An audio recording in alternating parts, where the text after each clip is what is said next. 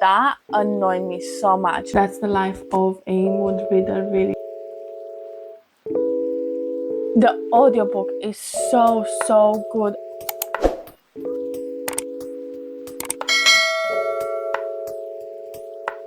Hi guys, welcome back to my channel. My name is Denisa, and in today's video we are going to be mood reading together. I'm planning to read 2 books in today's vlog, and I'm going to start with Half City by Kate Golden.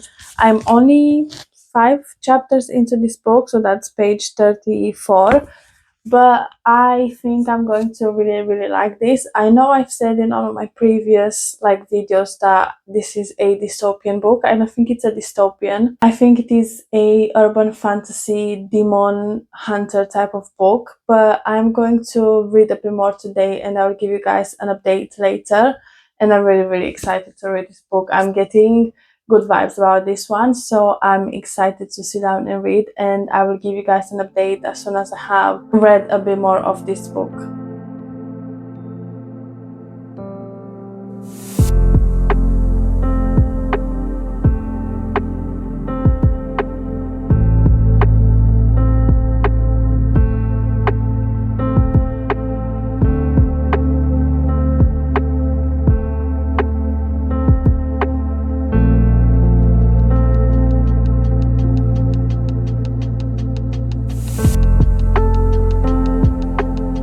I've got updates. I am on page 182 and that is chapter 21, and I feel like I've made quite a lot of progress through this book. I am reading it on Kindle though, so I'm going to be reading it on Kindle later today, and I'm going to probably give you guys more updates later. But I have a good understanding of what this book is about. So basically we are following Viv Abbott, and she basically is a demon hunter, but it is a very urban fantasy setting, so they do mention phones and mention museums and really modern stuff, so it's a very urban fantasy sort of book. And basically in this world we have these deviants, and basically they're these creatures and these demons that murder people in order for them to survive. So basically they take normal humans souls so that they can keep going on and keep surviving. And basically if you're not a demon hunter, you don't know about these creatures, so the mortals, they have no idea what's happening in their city. And it happens that our FMC, she is one of those demon hunters, but she is a bit more than just a demon hunter, because I think they're called aeons. I don't know how exactly you pronounce it, but basically she is just different from the other demon hunters, because she's craving the kill, she's craving to murder, she is craving the aspect of her hunting the demons and setting them off, and she wants it to happen, and she's very she's hungry for it. That's the word I'm looking for. She's very hungry to kill, and that makes her feel very scared of herself and very conscious. And basically in this world, if they know you are an aeon, you are basically killed off yourself, because they're very uncontrollable creatures. So it's just a secret after secret that our FNC has to keep from her family, but from also everyone else. And then basically one night she's hunting this creature, and this guy basically comes out of nowhere, and he's there's this academy called the Harker Academy for Deviant Defense, and if you are interested, come and have a look. There you go, here is this coin, go here and put it in this laundromat sort of thing, and you'll be taken to this other realm, other portal, and that's our academy sort of thing. And basically she's very reluctant, but she does go to it, and she does find out that her father also attended this academy without telling her, and that plays a big part in this book, because her father has been murdered right in front of her by these creatures called the Broad or the Brawn or something like that. I'll put the name on the screen. And the way he has been murdered, it has been like done under very like mysterious circumstances, because it doesn't seem like he has been murdered randomly. It makes it feel like there was a reason and there was like a bigger mystery to it all. And so she has been very, very keen on finding out who murdered her father, and that's why she decides to actually go to this academy, because she wants to figure out who did it, and she wants to find out more about her father.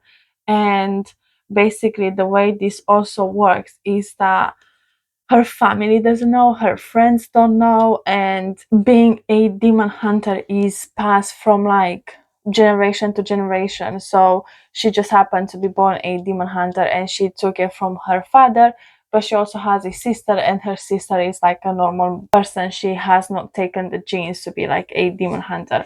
And they have like better hearing, better seeing, better moving, they're stronger, and all of that sort of stuff. And now she finds herself like in this predicament of not being able to keep up with the lies she tells her family in order for her to be able to actually attend this academy. But while she attends this academy, she makes up all of those lies that she cannot keep up with, and her family has a lot of questions.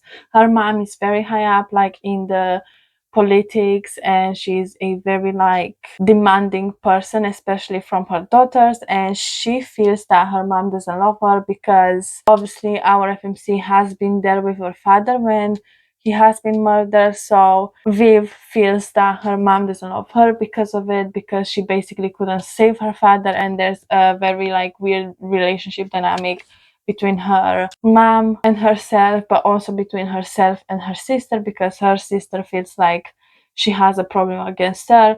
But our FMC is actually just very jealous because her sister and her mom have a very close relationship, but she doesn't have a close relationship with either of them. She feels very like an outsider. She doesn't feel like she fits in. She feels lonely and left out. And there's a lot of like, not drama, but there's a lot of like unsaid feelings and unresolved feelings as well. And basically, right now, while she is attending this academy, she makes quite a few friends of friends that are just like her. They are not like Aeons, but they are demon hunters, and they are getting trained on how to kill those demons. And we learn a lot of how this world came to be this world, and why the demons have escaped. And there's a lot of different types. You've got like sirens, you've got mermaids, you've got vampires, you've got, I can't even like remember all of them, and there's like such weird names as well. So there's a lot. If you like a lot of creatures, then this is the book for you, because it has a lot of that. I haven't read a book like this before, so like I'm keen to keep going, to keep reading, to see what's going to happen next. I really like the way they have like these battle scenes when they're not really battles, but where they go after the demons and they kill them. I really enjoy that aspect of this book. And quickly going back to our FMC and her relationship with her mother, because she's trying to please her mother and make her mother love her, she basically has this like, well, no, like she has this boyfriend, and she is in a relationship with this guy because her mother adores him. And basically this guy is her best friend's brother, so they have all known each other for quite a long time. And because he's like such a smart, well seen person, she has decided to be in a relationship with this guy just to please her mom. But really she doesn't feel anything for him, and she just goes along with it to make her mom happy. But the person that has come out that one night to tell her about the academy is our MMC, and he is one of the training professor at this academy. He is also a demon, which is very interesting because those demons are the demons that murdered her family, so she automatically hates him. But I wouldn't say it is a enemies lover sort of situation, because they are quite attracted to each other already. So they are not enemies, but they feel hate towards each other because that's in their nature, because of the circumstances that led them to where they are right now. but as people they don't actually hate each other, so I wouldn't classify this as a enemies to lovers. But he's like a very closed off but a very strong and quiet. He's like showing how powerful he is through his actions rather than his words, so he's a man of like very few words, which is a really like nice touch because it makes their like dynamics very different, and I really enjoy that. And she's a very sassy, she just says what's on her mind type of person, so I really like her. I like her friends that she made at this academy, and I like the tiny found family trope sort of that is in this book. And yeah, I'm really excited to keep going and see where this book will take us, because I know now that this book has been compared to Fourth Wing, so I'm excited to see where the Fourth Wing aspect will come into play. So yeah, I'm going to go and do some more reading, and I will let you guys know as soon as I have like made a bit more progress into it.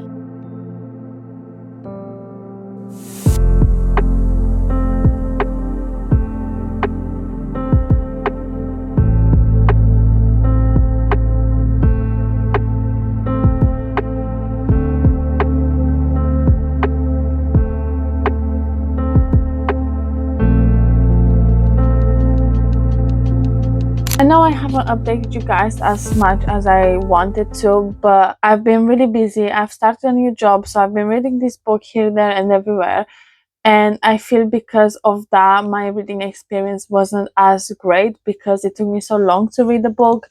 And for some reason, I feel like that related to the enjoyment that I had while I was reading the book, because I could only read a few chapters here and there, and then I was very distracted, or I was very tired and I was falling asleep while I was reading the book. So I feel like my attention wasn't fully there, so I don't feel like I enjoyed the book as much as I would have liked.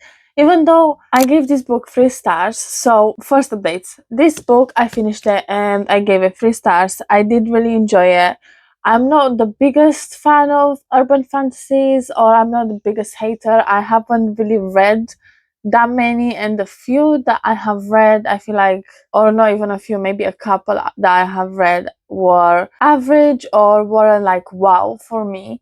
And so I'm not like always eager to go out there and pick up an urban fantasy.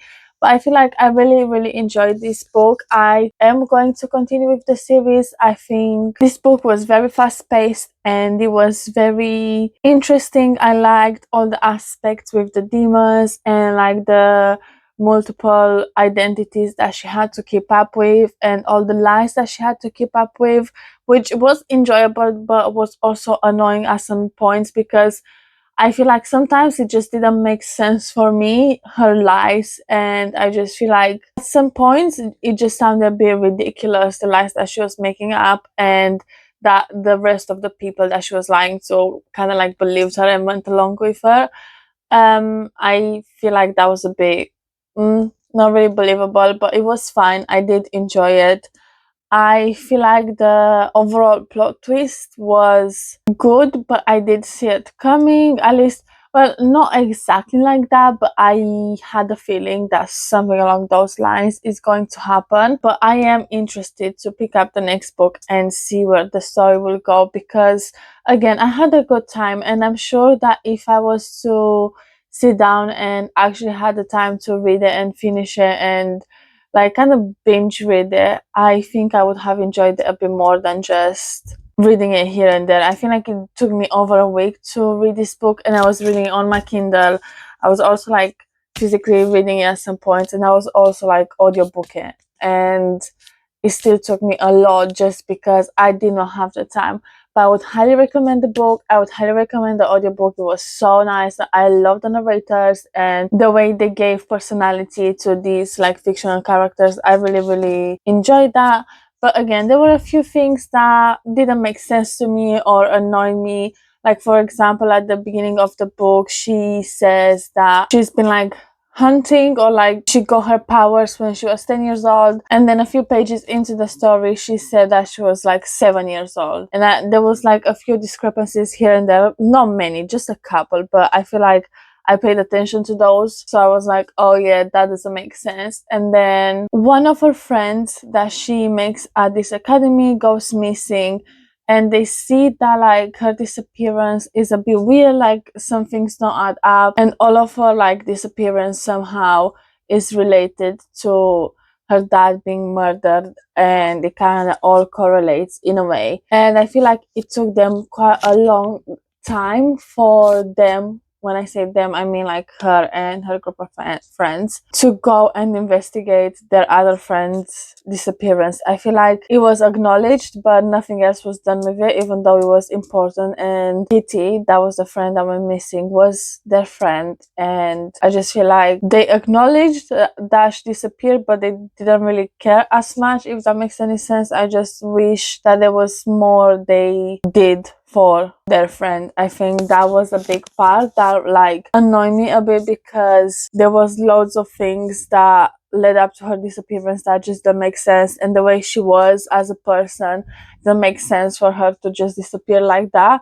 And they were just like, oh yeah, it doesn't make sense, but it's fine, let's move on. And I didn't like that. I wish they did a bit more when it came to their friend's disappearance. But apart from that, I really enjoyed this book. I gave it 3 stars. I am going to continue with the series because I really enjoyed the writing style, and it was fast-paced, it was intriguing. I like all the demons and all the species, and I really like that aspect of the book. And yeah, I am excited to pick up the next book, and I think we just got a cover reveal for the next one. It looks so good, and imagine those on your bookshelf, like looking so good next to each other. I'm excited for the next one. And then I picked up my next read last night, which is The Night We Met by Abby Jimenez. I feel like I was slumping a bit because, again, it took me so long to finish a book, and I feel like I am just going into a slump when it takes me so long, when I don't have the time to read a book in a short period of time. So I've decided to go for The Night We Met by Abby Jimenez. This is our second book. I'm really excited. I wasn't expecting to read as many pages as I read last night. I read 76 pages, and I've seen so many mixed reviews about this book, so I don't know what to think going into it. I was a bit like on the fence regarding this book because apparently it has the cheating trope, and I don't like the cheating trope. The only book that I enjoyed when it came to this trope was A Love Letter to Whiskey. I don't like cheating when it comes to books. I just don't think I can relate, and I don't find them enjoyable or relatable, and they just infuriate me a lot. So I didn't know what to think going to this book, and I haven't read the first one, which is Say You'll Remember Me. I want to read that like later in the summer. I think this is going to be like a really good book. I already annotated some bits and bobs here and there because it just made me want to annotate it, really. I don't know how to describe this book. So far, I feel like the pages that I have read, even though I'm a slow reader, I feel like I've been flying through it. And if I wasn't tired last night, I would have probably made even more progress into it. Maybe I would have gotten around the halfway mark. I don't know, but it just feels like a book that I can sit down and binge and still feel all the feelings, but also giggle and kick my feet and enjoy the book and have the like kick when you read. You know, when you're reading a good book and you're like, yes, that's the feeling that I wanted. I feel like I could get that out of this book. So in this book, we are following Larissa, and Larissa one night goes to this concert and she meets 2 guys who are best friends. One of them is Chris and one of them is Mike. And because of that night, she starts dating Mike. And Mike is this like very sporty guy. He is very like sociable and extrovert and a very kind of bubbly person, but he's like very sporty, if that makes any sense. And then we have Chris, and Chris loves to read books, he loves animals. He is currently a bit dark because his mom recently passed away, so he's going through all of those emotions, but he's a very like bookish sort of guy. That's how I would describe him. And basically we follow Larissa, and the way this book opens up is with Larissa being driven by Chris to the hospital with her mother because her mother is about to go into surgery, and Larissa's car is not working at the moment, and because Mike promised her that he's going to take her to the hospital so she doesn't have to like pay for a car to get there and stuff like that, and because he cannot make it, he is asking Chris to go and drop her off and basically take care of her because Larissa is struggling. She's struggling financially and she's struggling with her mom. Her mom is not feeling very well, but she also has this surgery which will keep her off work for like at least a month. And Larissa is the only one that pays the bills right now.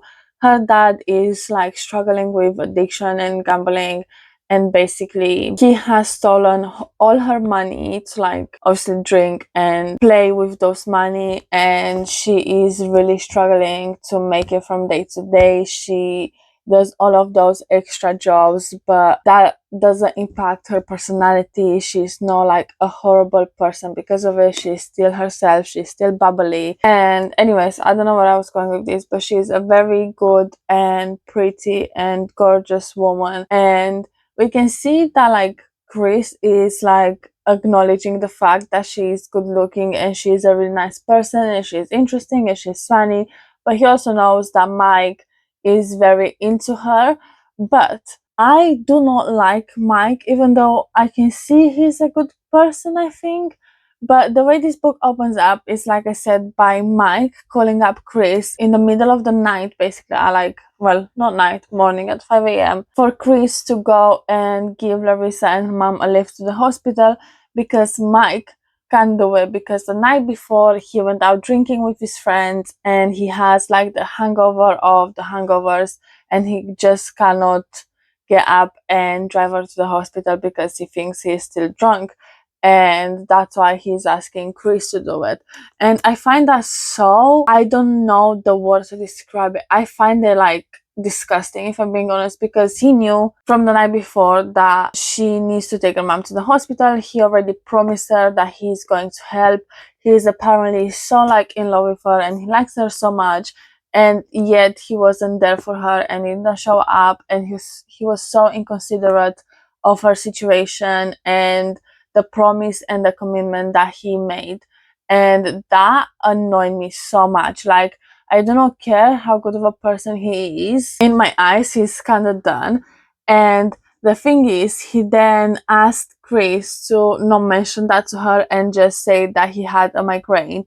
And then Chris obviously does that. And even though Chris was there and he made sure that Larissa is okay and that Larissa is eating and take her back home and like make her feel a bit better, and they kind of had like a one sweet conversation where she opened up to him and they were like talking about life but also like talking about books and, you know, just trying to make her forget about the situation that she's in, or trying to have like that one shoulder that she can like sort of cry on. And even though Chris was the one that was there for her and helped her in like a very shitty situation, Mike was the one that got like the credit for it, because Mike was the one that sought out help because he had a migraine. He basically, so he knew the commitment that he made for a girl that he really, really likes and he wants to like date and be together. And then he lied to her. Like, what's wrong with you? And then, because Chris was like, okay, so the favor that I want from you in return for the favor that I took your girlfriend basically to the hospital is to take her car out of the car shop and pay for the bills because she's struggling. She just cannot make it. She does not have the money and she needs the car, obviously. And Mike's first response was to be like, why? I'm broke too. Well, if you know that she is not well and she needs a hand, like, why do you have to be forced into giving her help that you know that she needs? And anyways, basically he did pay for her cars and for the bills, like for her car bills, and again he got the credit for it. but it wasn't him really doing it from the bottom of his heart. He just did it because he was kind of like forced to because of Chris. And I understand that good people can make mistakes or not be good all the time. Like, I understand we're all selfish and we all have like our motives, and you know, we have different factors that drive us. I just cannot get past what he did right at the beginning. Like, if there's cheating in this book, which I haven't gotten to that part yet, I don't support that, but I just think that there's more to this story than the cheating trope. So yes, I think I was talking so long and I don't know how much sense I made, but I hope I made sense and I came across in a way that makes sense with what I try to like explain and the feelings that I have regarding this book so far. But so far I'm enjoying Chris a lot. I'm enjoying Larissa, and they found a like stray dog while they were waiting for her mom to get out the hospital, out the surgery. And basically right now they are co-parenting the dog, and it's very cute. I really like their friendship because right now at the part I am at in this book, they have a friendship, and the friendship is so gorgeous. I love that. I love when a relationship is based on a friendship first and foremost, and I think that's what I'm going to get in this book.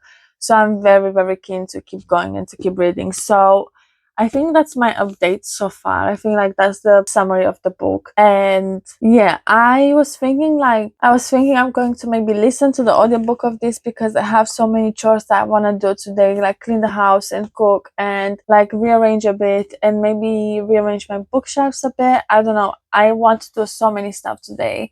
I have some books that I want to post on Vinted, and yeah, I just feel like it's going to be such a busy day. So I do want to listen to an audiobook, but I kind of want to annotate this book now that I started. So I don't know what I'm going to do exactly. Maybe I'm going to listen to another book that is going to be in this reading vlog as well. Maybe we're going to add an extra book. I don't know. But I will definitely read this book some more today. I really want to read it. Like, I want to sit down for like 3 hours and like maybe also finish it. Who knows? So yeah, I'm going to go and do my work and maybe finish my work a bit earlier than I expected. And then once I'm done, I'm going to sit down and read with you guys, and I'll give you some updates as soon as I have made more progress into this book. Okay, people, I want to give you some updates because it's been a few hours later, but I have decided to pick Wild Eyes by Elsie Silver as the audiobook that I want to listen to while I'm doing chores around the house. And honestly, like, excuse the state of me, but I've been like really cooking and cleaning the house and rearranging the kitchen a bit, and I'm almost halfway through this book. I am loving it so much. If I'm sweaty, just ignore that, but I'm loving this book so much. It's so good. The audiobook is so good. I want to pick this book up as an audiobook anyways because I've heard so many good things when it got released. People were dying over the audiobook of it, and I was just so keen to like listen to it. And there was like a really like famous line that West says in the beginning of this book, and so I did want to listen to it. It's duet narration, I think that's what it's called, but it's where there's a guy and a girl for the main characters of this book, and when they're in each other's POV, they obviously use the man's voice if it's the man speaking, or they use the girl's voice if it's the girl speaking, and it's so good. I am loving it. I don't know where to start. Okay, so in this book we are following Skylar, and Skylar is this country pop star music, and her life is going down the hill. She is really going through it. She has a horrible home situation, and she decides to escape and go to Rose Hill, where she basically gets in touch with a music producer who we meet in the first book, which the first book is called Rose Hill, I think, or wait, let me check. I don't know why I said Rose Hill. It's called Wild Love. So you have Wild Love, you've got Wild Eyes, and then there's two more books after that, which I haven't read yet, obviously, but those are interconnected standalone, so you could be reading them out of order if that's what you want. But there are a lot of characters crossover, but that doesn't mean that it really like spoils the book or anything like that. It just means that there's like a big found family at the end of it, and it's just nice to get to know everyone from the beginning. So that's why I like to read them in order if I can.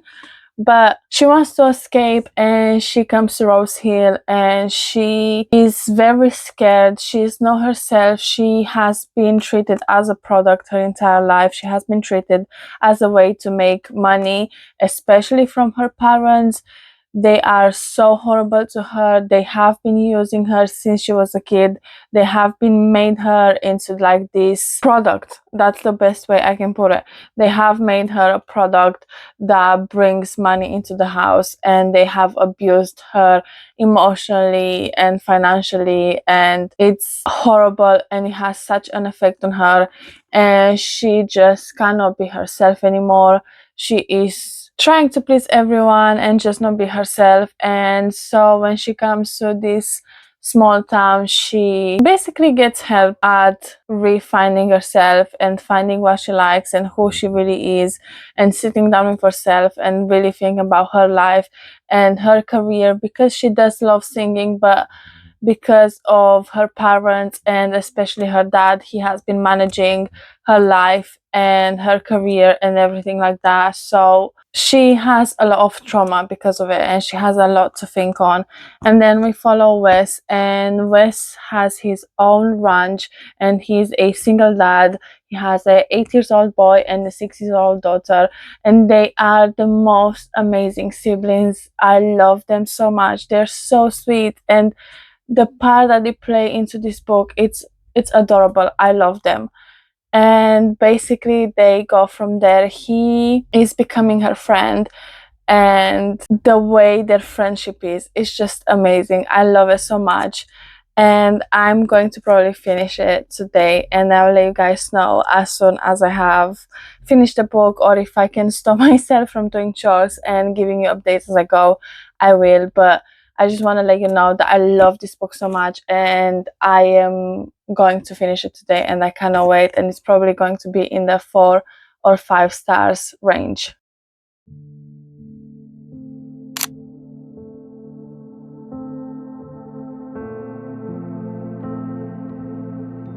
I felt secure in myself for the first time, because for once in my life, I knew where I belonged, what I was going home to.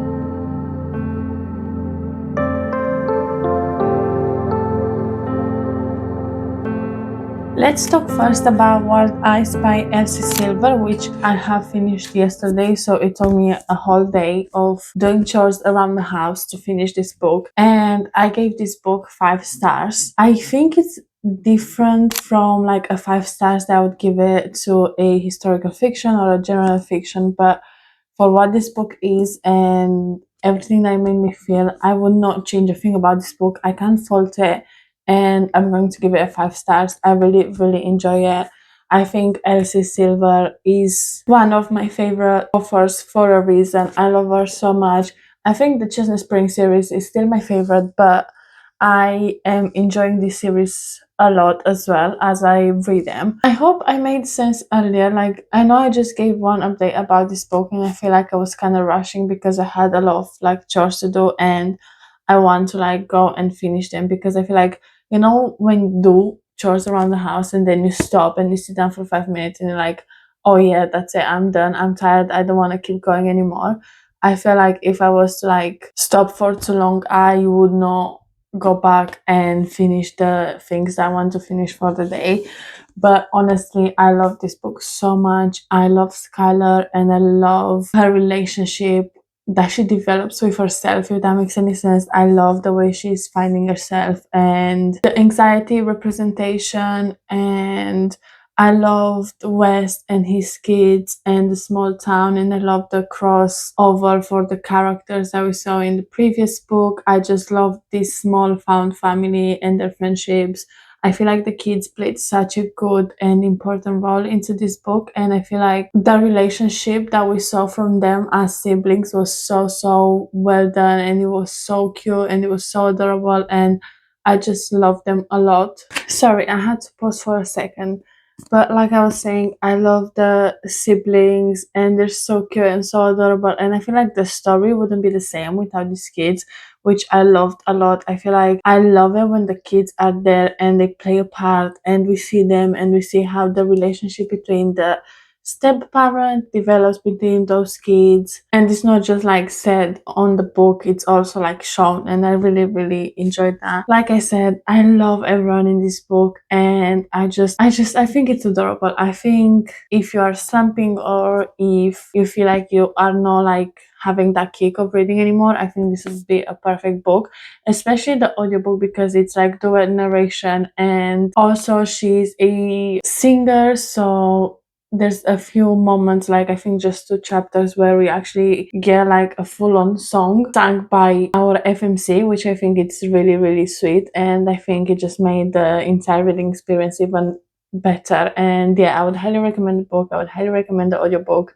and it is also on Kindle Unlimited, so there's no excuse. Like, you can pick up this book if you really wanted to. And I think so far, from the first one that I read and this, I think this is my favorite, because I remember with reading the first one, I couldn't really get into it at the beginning. But yeah, I love this book, and I'm really excited that I read it, because I was putting it off for some reason. I kept saying that I'm gonna wait until the summertime and all of that stuff, but I'm glad I read it now. Okay, so next I am still reading The Night We Met by Abby Jimenez, and I am on page 196, and it looks like I am this much in, and I am enjoying this book. I feel like it's different from what we had from Abby Jimenez so far, and I feel like it's different from the romance books that I am used to reading, and I think it's just unique. I haven't read a book that has been done like this before.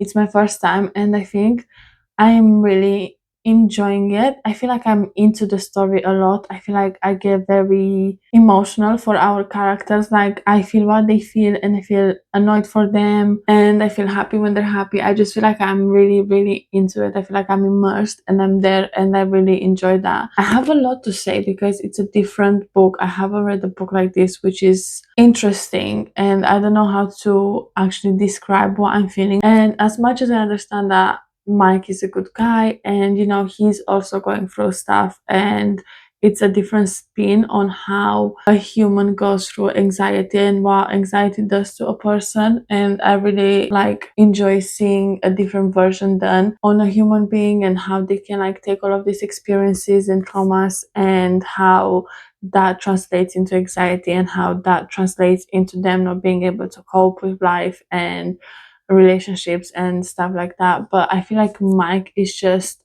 not the guy for our FMC, and I feel like we can see that, even though he is a good guy, and I feel like obviously he's going through his own thing, but I feel like he was not the right person for Larissa, and that doesn't mean he's a bad person, but I think together they're not compatible, and we can really see that despite his anxiety and stuff like that. I feel like he doesn't really care about Larissa. I think he likes her and he feels love towards her or whatever, because she is different from the previous relationships that he had. But I don't think they are compatible, because there's nothing they can really talk about.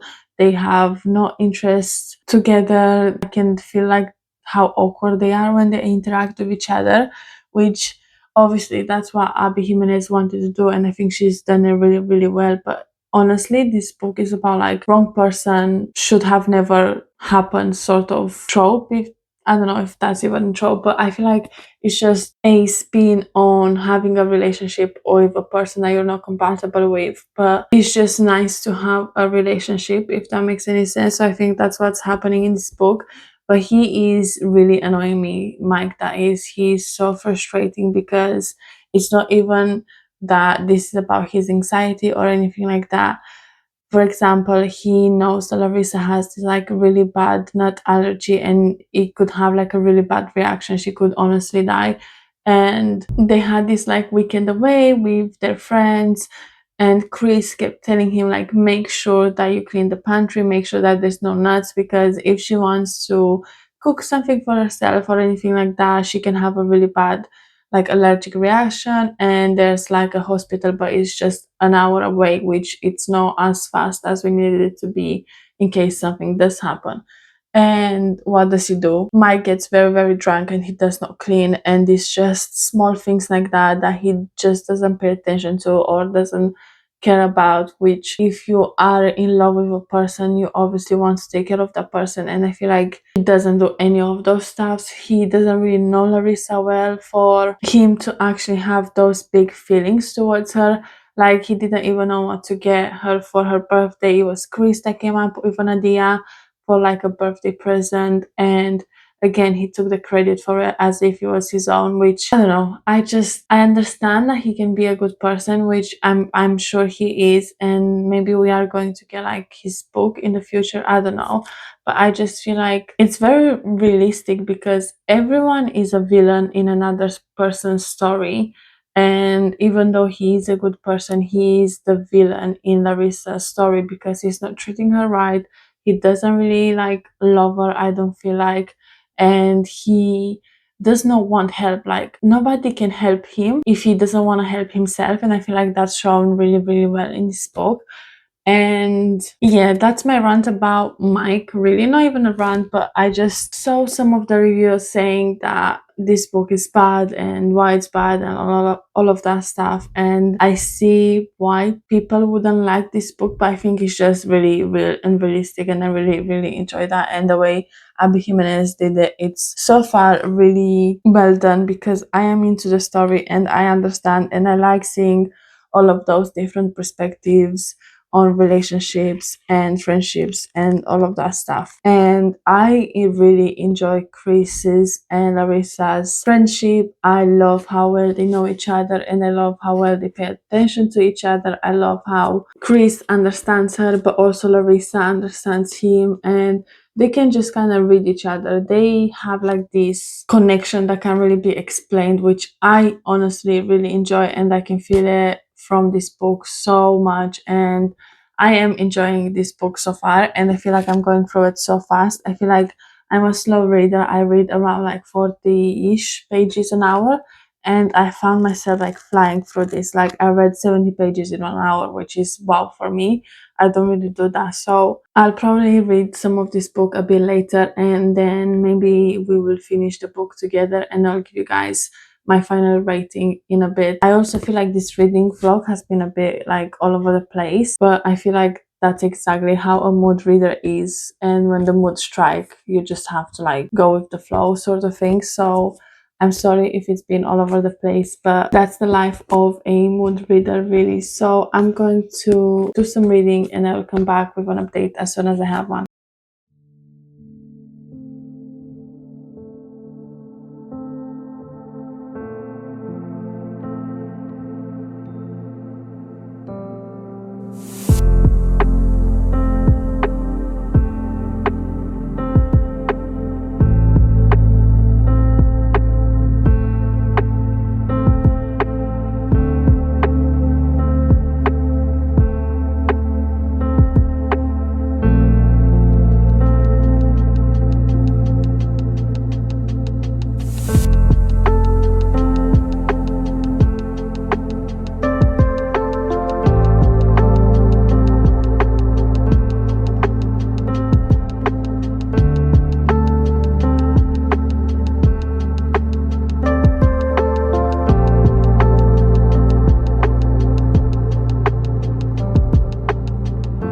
Okay guys, I have finished this book and I'm going to give it 5 stars, and I'm so happy because we had a 5 stars back to back, and they're so different from each other, but they are 5 stars. They did what I wanted them to do. I love them. I wouldn't change anything about any of those books. So they are 5 stars, but different. They are unique, and especially this book, it's so unique. I haven't read anything like this before. I feel like it's so much more than just a romance. I feel like we had so much growth in this book and so much character development that it would be doing this book a disservice to call it a rom-com. I think it's so much more than that. And if you like a book where we have a lot of banter and a lot of wit, but you also have a lot of like very deep and emotional like aspects of life, then I would highly recommend this book. I really enjoyed it. I wouldn't change a thing about this. And I'm also going to leave my Goodreads review because I wrote it right after I finished the book and I feel like I made a bit more sense. But for me, this book was amazing. I don't get why people don't like it. I guess everyone can take whatever they want from a book, especially from this book, because I feel like it's so unique and I haven't read a book like this before at all. And I'm so glad I picked it up because I was like on the fence reading this book because of some of the bad reviews that I saw.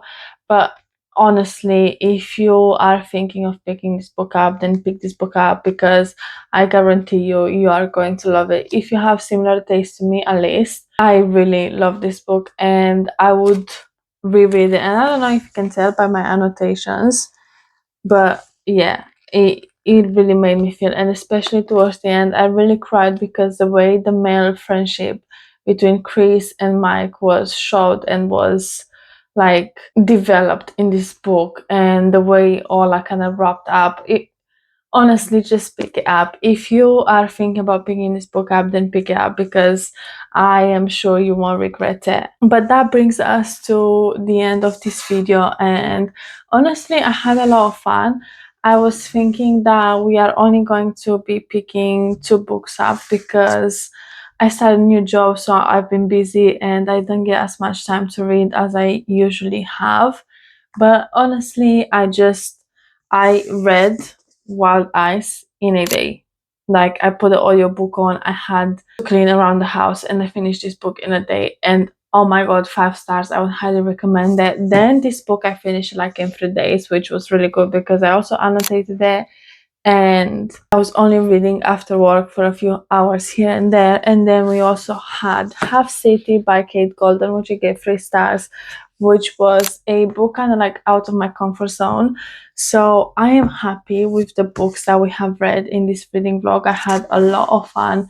And honestly, I like mood reading in a reading vlog because sometimes if I feel like I have to read a book, then I don't want to read that said book. And that's why I also like to kind of have TBRs because I do have a set amount of books or like a specific book that I am going to read in that month, but I have like a month to finish those books. So anyways, all of that to say that I really enjoyed this reading vlog and the books that we have read and had a lot of fun. If you like mood reading vlogs, let me know because I feel like I'm about to do some more of those.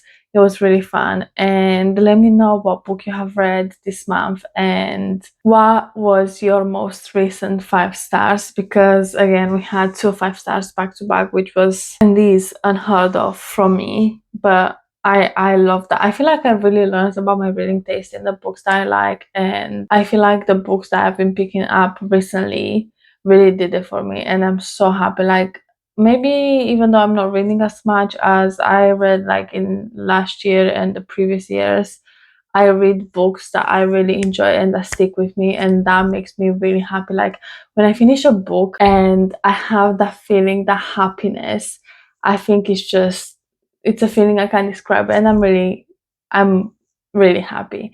So yes, if you have stayed until the end of this video, please leave the like fireworks emoji. I'm sure there are loads of those, so leave one of those in the comments down below if you want to. And again, let me know what was your most recent 5 stars, or what was a book that stuck with you and you still think about. And thank you so much for watching, and I will see you in the next one. Bye.